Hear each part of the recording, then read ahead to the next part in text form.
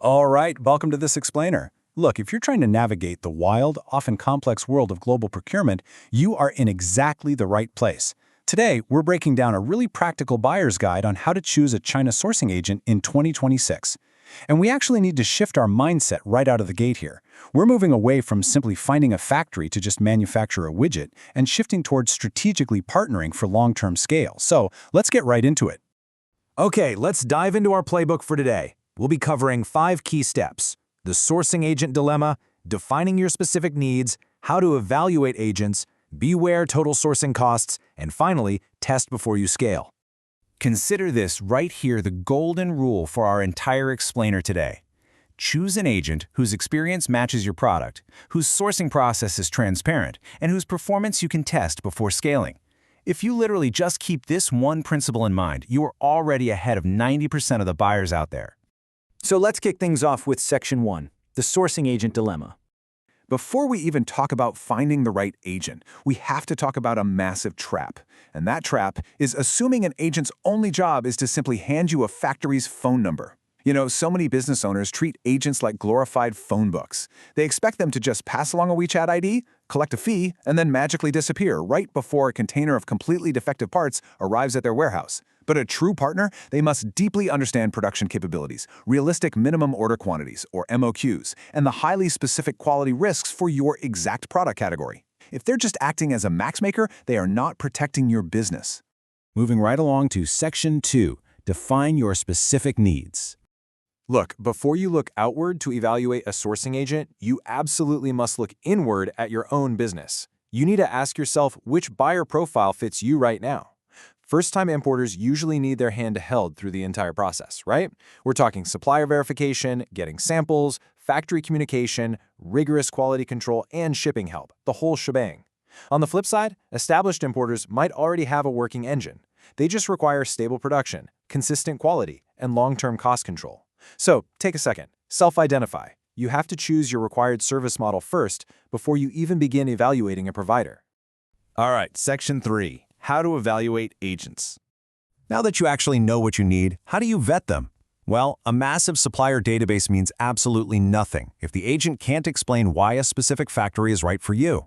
So this right here is the million-dollar question you must ask to eliminate supply chain risk. What exactly do you verify before recommending a supplier? Don't accept some vague, hand-wavy answer like, oh, we check if they're reliable. No way. That is simply not good enough. Here is what they actually need to be looking at. A legitimate agent must verify business registration and company info. They need to prove the factory's actual manufacturing capability and relevant product experience. They also have to check for hidden subcontracting risks, because trust me, you do not want your factory secretly sending your product to a cheaper, totally unvetted facility down the street. And finally, they absolutely must verify the factory's quality systems. This is your baseline checklist. To make this totally foolproof, you need a strict evaluation matrix when you're comparing multiple agents. When you're looking at product experience, check their history with your specific industry. For supplier verification, find out exactly how those factories are screened. You also need total 100% fee structure transparency for pricing. And for quality control, you want to look for concrete inspection and production follow-ups. Using an objective matrix like this one is vastly superior to just blindly picking the agent with the lowest service fee. Which naturally brings us to Section 4, beware total sourcing costs. Now, what's really interesting about this is the trap of the lowest quotation. It's one of the biggest pitfalls in global procurement. We need to look at the total sourcing cost. That's the complete financial picture, which includes hidden fees, logistics, quality control, and the massive potential cost from defects, going way beyond just the quoted unit price. An artificially low unit price is a super dangerous illusion. It might look absolutely great on a spreadsheet today, but it is incredibly destructive if it brings inconsistent quality or massive MOQs that tie up literally all of your cash flow. Think of your unit price as just the tip of the iceberg, okay? Beneath the surface are these hidden iceberg costs. You've got sample and tooling costs, specific packaging requirements, quality control fees, the ever-changing costs of freight and logistics, and the ultimate margin killer, defect and rework costs. These are the costs that silently pile up beneath the surface and will absolutely destroy your profit margins if you aren't paying attention. And because defects and rework are so incredibly costly, you have to ask this very specific question. How does the quality control process work, and exactly who is responsible at each stage? Merely checking a box on an agent's website that says QC offered is not going to cut it. You must know exactly how defects are documented. Are there pre-shipment inspections? Who communicates with the factory when a problem is actually found? And crucially, who handles the rework when things inevitably go wrong?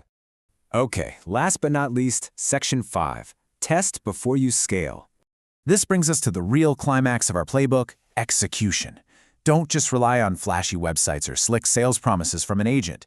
Instead, use this brilliant 6-step blueprint. Step 1, send out your request for quotation. Step 2, compare the suppliers. Step 3, get sample approval. Now, Step 4 is absolutely crucial, the pilot order. You have to test the agent with a small pilot order to gauge their communication speed, their accuracy, and how they handle unexpected issues.